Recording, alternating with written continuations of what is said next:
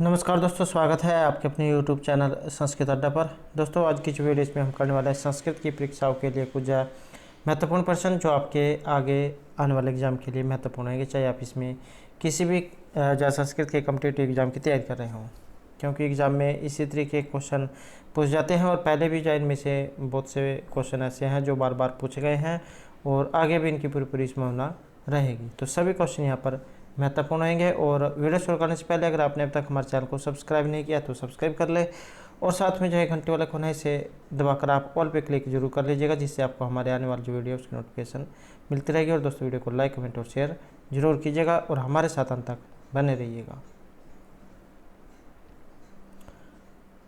और दोस्तों, एक जो है यहाँ पर वीडियो शुरू करने से पहले एक सूचना रहेगी, यूपी जिन्होंने भी यूपी टेट का एग्ज़ाम दिया था तो इसका जो रिजल्ट जो है आ चुका है। फ़िलहाल जो है यहाँ पर इनकी जो साइट है ऑफिशियल वेबसाइट वो बिजी चल रही है, तो इस कारण से रिजल्ट शायद डाउनलोड करने में दिक्कत आ रही होगी। तो जैसे जो है यहाँ पर इनकी वेबसाइट सही चलती है तो इसके ऊपर जब वीडियो बना दी जाएगी तो वहाँ पर जाकर आप अपना जो रिजल्ट है उसे चेक कर पाओगे। तो हमारा यहाँ पर पहला क्वेश्चन आएगा कट्यास्ते से, और महत्वपूर्ण जो क्वेश्चन है क्योंकि पहले भी कई एग्जामों में क्वेश्चन पूछा जा चुका है। कट्यास्ते, इसमें कटे पद किस प्रकार का आधार है? आधार जो है यहाँ पर ये तीन प्रकार के माने गए हैं, औपश्लेषिक, वैशेषिक और अभिव्यापक। तो इस प्रकार से तीन प्रकार के माने गए हैं।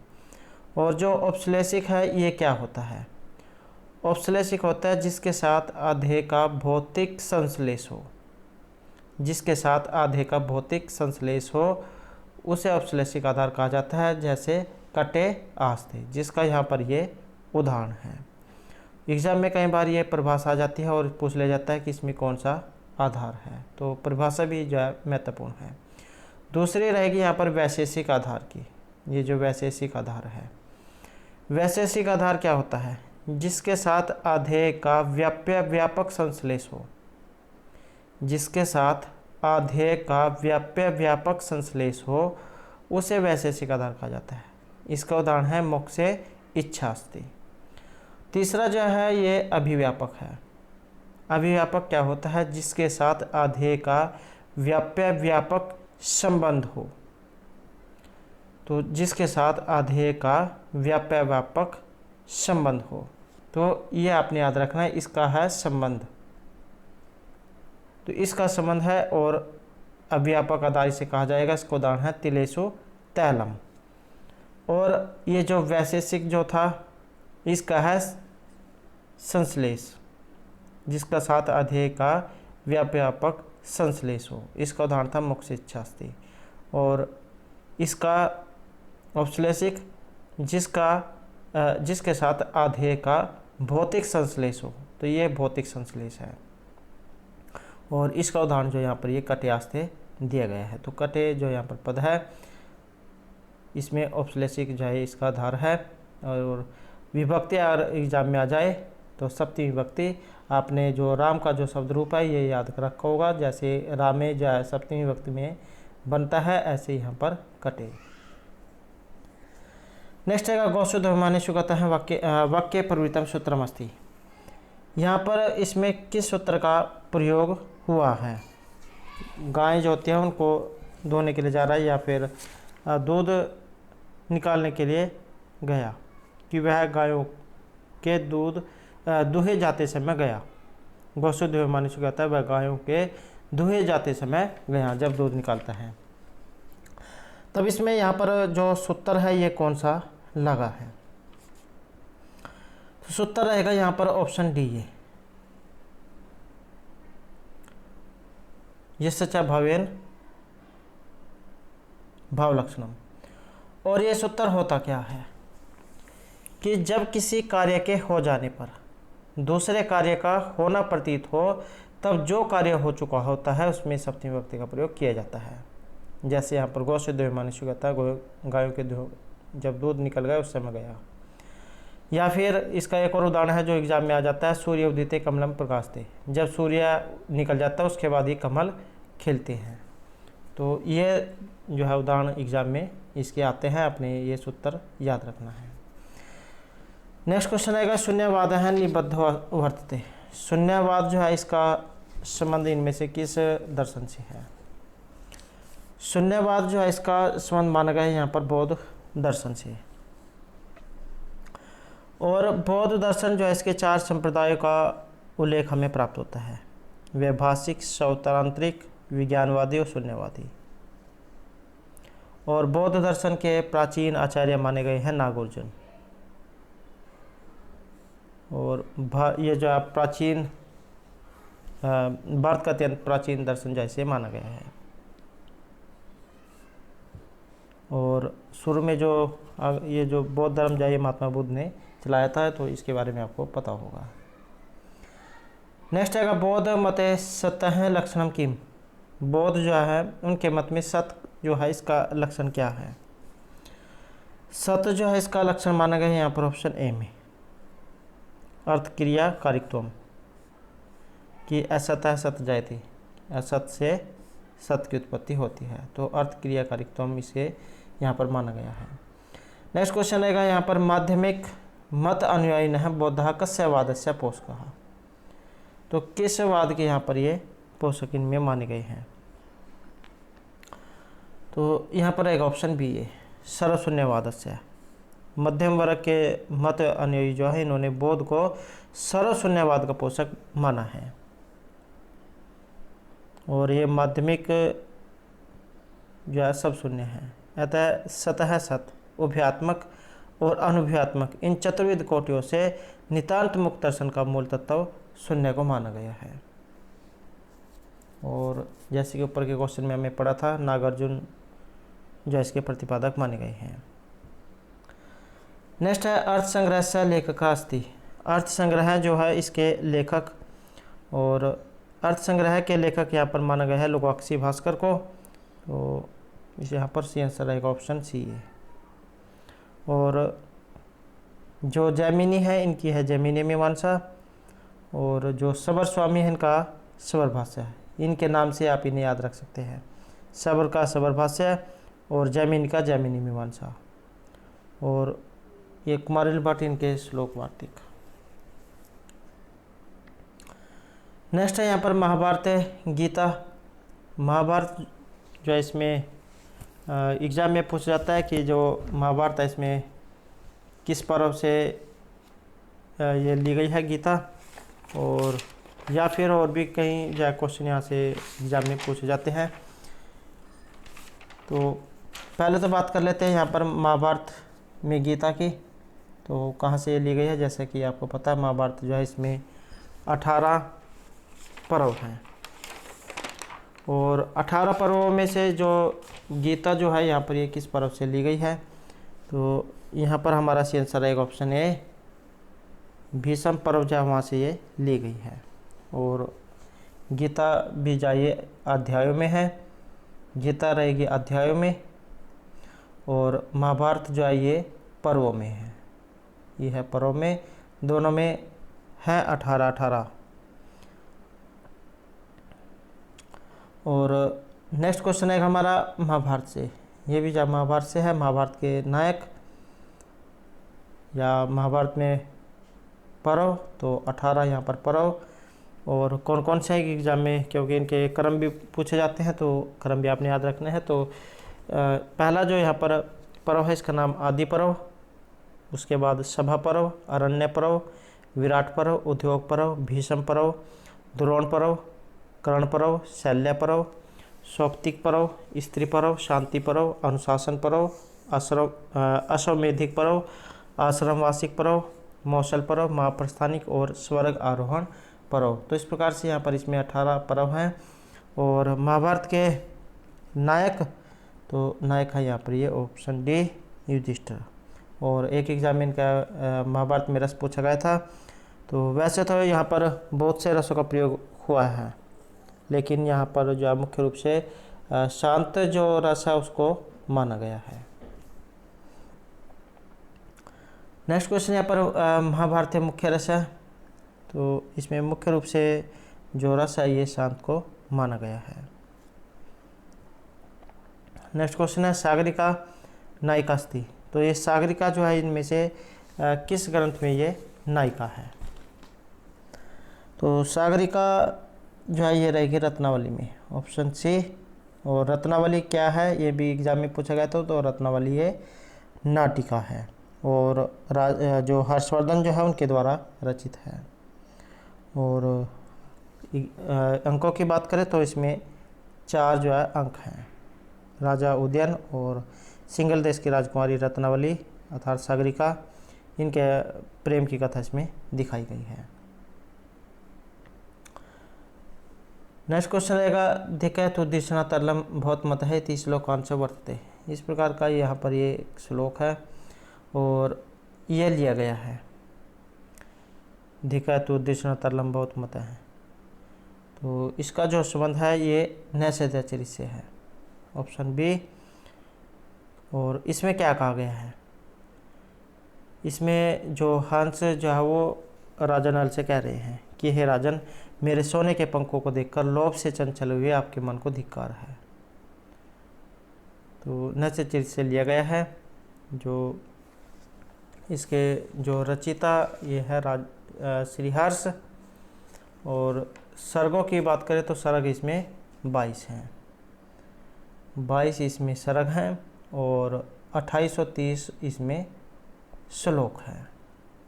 श्रीहर्ष इसके नायिका, श्रृंगार रस इसमें रहेगा और महाभारत का जो नल उपाख्यान है वहाँ से ली गई है। नेक्स्ट क्वेश्चन है, दोषः तस्य अपकर्षकायति केनुक्तम। इस प्रकार की युक्ति है ये किन के द्वारा कही गई है? तो ये उक्ति जो कही गई है विश्वनाथ के द्वारा, आचार्य विश्वनाथ की उक्ति है, काव्य के मुख्यार्थ रस का जो अपकर्ष करे वही दोष है। और साहित्य दर्पण के रचयिता इनको माना गया है। साहित्य दर्पण जो इसमें 10 परिच्छेद है। वाक्यम रसात्मकम काव्यम दोषा तस्य अपकर्ष कहा। और ये जो विश्वनाथ जो आचार्य विश्वनाथ, इनका जीवन परिचय और इनके जो काव्य वगैरह जो है ये इनके ऊपर हमारे द्वारा हाल ही में क्वेश्चन कराए गए हैं विस्तार पूर्वक। और अगर आपने नहीं देखी है तो इसे आप जो हमारे चैनल की प्लेलिस्ट में जाकर देख सकते हैं। नेक्स्ट क्वेश्चन है, कालक्रम के अनुसार यहाँ पर सही क्रम आपने बताना है। तो सही कालक्रम रहेगा यहाँ पर ऑप्शन डी है, काव्यादर्श, उसके बाद ध्वन्यालोक, काव्य मीमांसा और साहित्य दर्पण। नेक्स्ट है सफोट प्रतीयमानार्थ रहितम काव्यम। सफोट प्रतीयमान अर्थ रहितम काव्यम। तो इस प्रकार का जो काव्य है स्फोट प्रतीयमान अर्थ से रहित काव्य है और इस काव्य को माना गया है चित्र काव्य। और ये जो काव्य जो है ये 3 प्रकार के माने गए हैं, उत्तम, मध्यम और अधम काव्य। तो इस प्रकार से यहाँ पर ये काव्य 3 प्रकार के हैं। नेक्स्ट है रस भय सहोदर हैं स्वाद सहोदर तो इति केनुक्तम। इस प्रकार की जो उक्ति है ये किन के द्वारा कही गई है? तो ये मानी गई है आचार्य विश्वनाथ के द्वारा। आचार्य जो विश्वनाथ है उनके अनुसार रस भय स्वाद सहोदर होते हैं और इनके पिता का नाम चंद्रशेखर और पितामह नारायण दास।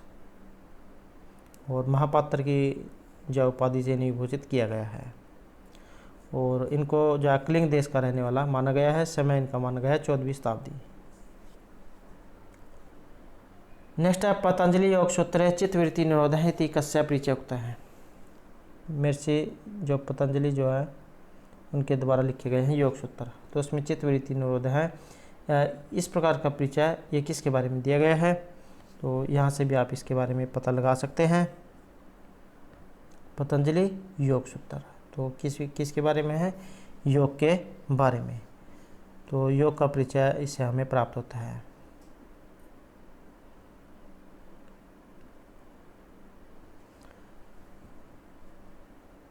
नेक्स्ट आएगा 10 रूपक अनुसारेण।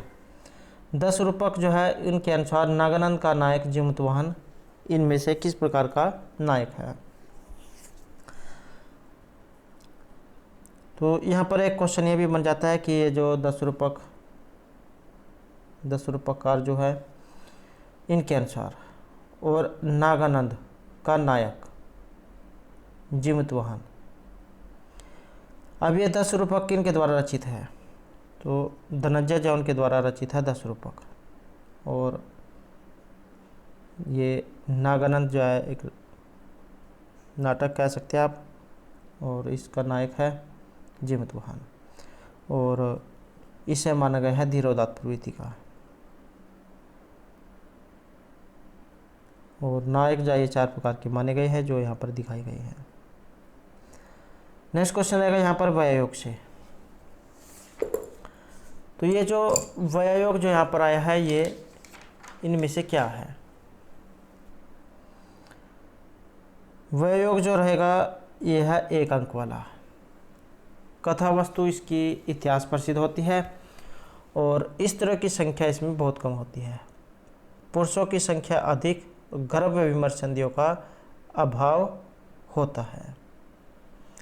अंक इसमें 1 रहेगा और युद्ध जो ये स्त्री के कारण नहीं होता है और वृत्ति इसकी कैसिका नहीं है। नायक प्रख्यात धीर उदत्त राजर्षि या दिव्य पुरुष होता है। हास्य श्रृंगार और शांत रस के अतिरिक्त कोई अन्य रस इसमें प्रधान रूप से होता है। इसका उदाहरण है सौगंधिकहरण। कई बार एग्जाम में इसका उदाहरण आ जाता है कि व्यायोग का उदाहरण कौन सा है, तो सौगंधिकहरण इसका उदाहरण है। नेक्स्ट रहेगा लिंगी द्विजो राजजीवी शिष्यमिति चैका भवति। तो ये किसके बारे में है कि जो विशेष प्रकार से मनोरंजन करे उसे क्या कहा गया है? उसे कहा गया है विदूषक। तो जो विशेष प्रकार से मनोरंजन करे, या जिस प्रकार आप कह सकते हैं कि एक नाटक या फिल्म में जो एक कलाकार जो है हंसने हंसाने के लिए होता है दर्शकों को, तो वही विदूषक है। नेक्स्ट है भाणे कस्य चरितम वर्णितम। भाण जो है इसमें किसका चरित्र दिखाया जाता है? तो इसमें रहेगा यहाँ पर ऑप्शन बी, धूर्त दुष्ट व्यक्ति जो होते हैं उनका चरित्र इसमें दिखाया जाता है। और 1 इसमें अंक होता है। अकेला विट ही जो निपुण व पंडित होता है और रंग में अपनी या दूसरों की अनुभूत बातों को प्रकाशित करता है। संबोधन तथा उक्ति प्रत्युक्ति आकाश भाषित के द्वारा होती है। सौभाग्य और शौर्य के वर्णन से वीर और श्रृंगार रस को सूचित किया जाता है। कथा वस्तु कवि कल्पित तथा वृत्ति प्राय भारतीय होती है। मुख और निर्भय ये 2 संध्या और 10 लास्य के अंग इसमें होते हैं। इसका उदाहरण है जैसे लीला मधुकरम नाटक। नेक्स्ट है समकार की भी अंक का ही संबंध है। समकार इनमें से अंक से कितने अंकों से बंधा हुआ होता है? तो यहाँ पर रहेगा ऑप्शन बी,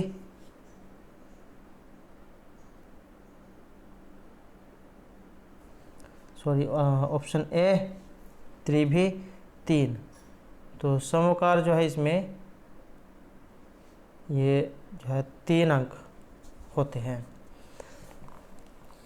और समकार में देव और असुर इनसे संबंधित पुराण एवं ऐतिहासिक कथानक होने चाहिए। इसमें विमर्श संधि का भाव होता है और 3 अंक इसमें होते हैं।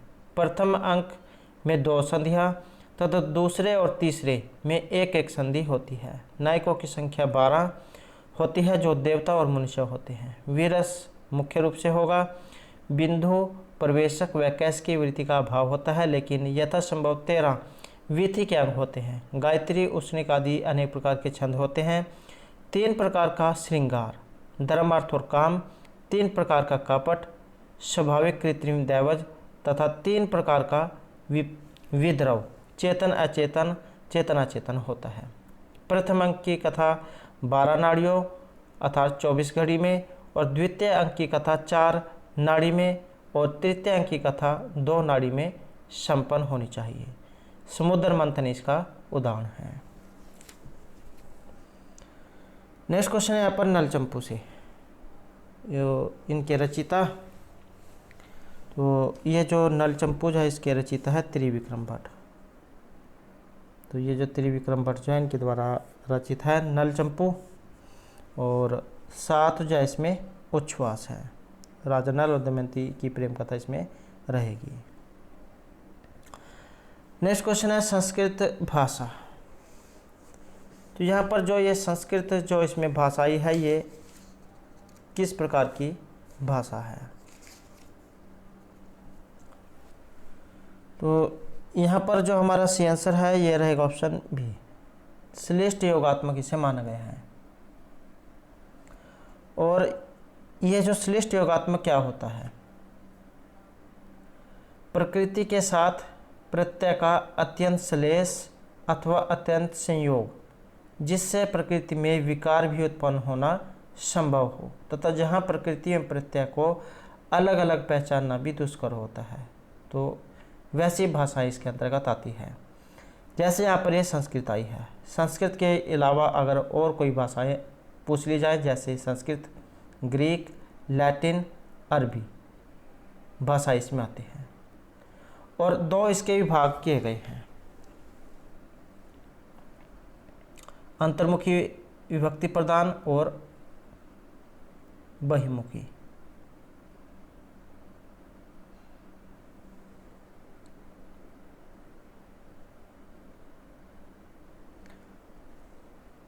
नेक्स्ट है अवेस्ता भाषा। अवेस्ता भाषा भारोपीय परिवार की किस शाखा से यह संबंधित है? ये क्वेश्चन जो एग्जाम में एक जरूर आता है, भाषा वाला, कौन सी भाषा का संबंध कहाँ से है?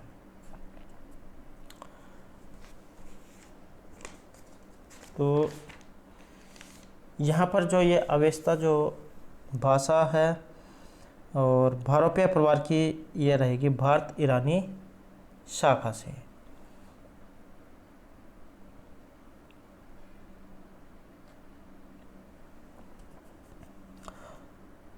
और भारोपीय परिवार की जननी मूल भारोपीय भाषा में ही परस्पर भिन्नता रखने वाली दो बोलियां थी, और दो प्रकार में इसे बांटा गया है, एक तो केंटुंग वर्ग और शतम वर्ग में। शतम जैसे आप ये लिखते हैं शतम,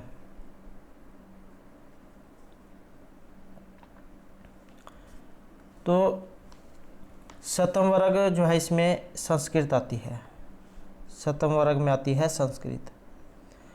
और संस्कृत को आप 100 को संस्कृत में कैसे लिखेंगे? तो ये जो शतम लिखा जाता है, शतम, तो ये जो शतम है ये संस्कृत में लिखा जाता है और शतम वर्ग में ये आता है। और इसके अलावा 100 ये लिखते हैं हिंदी में। अवेस्ता में इसको लिखा जाएगा ये वाला शतम, अवेस्ता जो है उसमें लिखा जाता है ये शतम। और जो स्लाविक रूसी जो है उसमें 100 को लिखा जाएगा ये स्तो, ऐसे लिखा जाएगा स्तो। और जो बाल्टिक जो है इसमें लिखा जाता है जिमतस, ये जो 100 है इसे लिखा जाएगा जिमतस, जिमतस जो है इसे लिखा जाएगा। लुथियानिस जो है इसमें लिखा जाएगा इसे सिमतास, ये सिम और तास, सिमतास इसे लिखा जाएगा। और जो केंटुम वर्ग है, जो केंटुम वर्ग है इसमें लैटिन जो भाषा इसमें लिखा जाता है केंटुम, केंटुम। ग्रीक हेकातेन, जर्मनिक में हुंद, केल्टिक में केत, तोखारी में कंद, आयरिश में केद और अंग्रेजी में हुंड, ये जो हुंड है।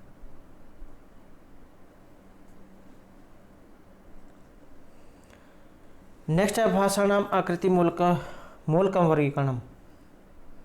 तो भाषाओं का आकृति मूलक वर्गीकरण, तो यहाँ पर रहेगा ऑप्शन ए, वाक्य पद रचना पर आधारित। तो आकृति अर्थात शब्दों की रचना के आधार पर जो वर्गीकरण किया जाता है वह आकृति मूलक वर्गीकरण कहा जाता है।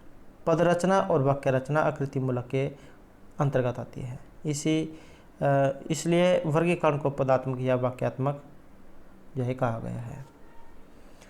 नेक्स्ट है अयोगात्मक भाषाया उत्तम उदाहरणम अस्ति। अयोगात्मक भाषा का जो उदाहरण है इनमें से कौन सा है?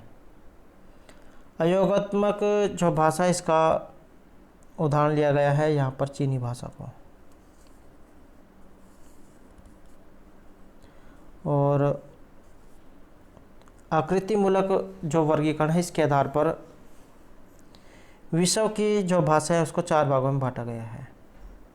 अयोगात्मक भाषा, अश्लिष्ट या प्रत्यय प्रधान भाषा, श्लिष्ट या विभक्ति प्रधान भाषा और प्रश्लिष्ट या समास प्रधान भाषा। तो ये जो यहाँ पर अयोगात्मक जो भाषा आई है ये चीनी भाषा में आती है और इसके अंतर्गत सूडानी, तिब्बती, बर्मी, श्यामी ये भाषाएं आती हैं। नेक्स्ट है साहस्य श्री प्रतिवस्ति मृच्छकटिके एतत् कथनम अस्ति। श्री प्रतिवस्ति ये मृच्छकटिक में इस प्रकार का एक कथन है। तो किन के द्वारा कहा गया या किन का कथन है? तो इसका संबंध रहेगा ऑप्शन डी से, सर्विलिक से। और ये कहाँ से लिया गया है? मृच्छकटिक से। और मृच्छकटिक जो है शूद्रक के द्वारा रचित है और अंक जो है इसमें 10 माने गए हैं। नायक चारुदत्त है और जो धीर प्रशांत जो कोटि है इसके नायक हैं। नेक्स्ट है यहाँ पर संस्कृत ध्वनिषु अर्धस्वराः सन्ति। संस्कृत की जो ध्वनि है इसमें अर्धस्वर माने गए हैं। तो अर्धस्वर जो है यहाँ पर रहेगा ऑप्शन बी है, यह वह जो है इनमें अर्धस्वर यहाँ पर माना गया है। और जो संघर्षी सा जो घर्षण के साथ निकलते हैं, स्पर्श वर्ण होते हैं जो का से मा तक होते हैं। स्पर्श संघर्षी होते हैं च छ छ चा वाली लाइन, च छ ज और झ। संघर्षी हो गए आपके उपसर्ग और पार्श्विक ल, लुंठित र, उत्क्षिप्त ड और ढ ये जो है। और अर्धस्वर हो गए ये आपके या वा और अनुनासिक स्वर यम गणनम। नेक्स्ट क्वेश्चन है यहाँ पर चारुदत्त की दृश्य नायिका है। चारुदत्त जो यहाँ पर आए हैं ये किस प्रकार के नायक हैं? चारुदत्त जो है इनको माना गया है धीर प्रशांत प्रवृत्ति का। जैसे मृच्छकटिक जो है शूद्र के द्वारा जो रचित है इसमें है ये चारुदत्त नायक और नायिका वसंत सेना। नेक्स्ट क्वेश्चन है यहाँ पर प्रकरण से। तो इनमें प्रकरण का उदाहरण कौन सा है? तो ये जो शूद्रक के द्वारा जो रचित है मृच्छकटिक, रूपक का दूसरा प्रकार जो है प्रकरण, ये इसको माना गया है और अंकों की संख्या इसमें रहेगी 10 और विदूषक चाहे उसका नाम है इसमें मैत्रेय, श्रृंगारस इसमें रहेगा। नेक्स्ट है मृच्छकटिकम वर्तते। तो यहाँ पर ये क्वेश्चन जो आ गया है मृच्छकटिक इनमें से किस प्रकार का जो है ये उदाहरण है? और तो ये रहेगा ऑप्शन बी यहाँ पर प्रकरण, रूपक का दूसरा भेद। और शूद्रक जो इनका समय माना गया ईस्वी पूर्व प्रथम शताब्दी से 6ठी शताब्दी के बीच।